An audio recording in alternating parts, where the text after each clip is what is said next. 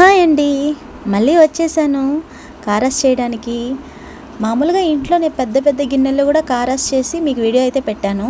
కానీ ఈసారి ఈ చిన్ని చిన్ని పొయ్యిలో చిన్ని గిన్నెలతో కారాస్ ట్రై చేద్దామని చేస్తున్నా. చాలా బాగా వచ్చింది మా కారాస్ అయితే. జనరల్గా ఇంట్లో బజ్జీలు బోండాలు వేసేటప్పుడు కాస్త పిండి మిగిలినా సరే ఆ పిండిని వేస్ట్ చేయకుండా కొంచెం జలిగింటి పెట్టేసి నేనైతే కారాస్ అయితే పోసేస్తాను.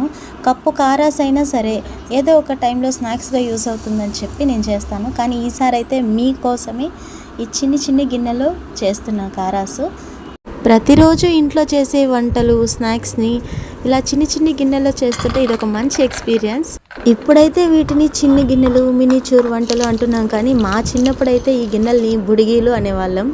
ఇలా చిన్న బుడిగీలు తీసుకొని వాటిలో అన్నం పప్పు కూరలు పెట్టుకొని బాగా ఆడుకునే వాళ్ళం.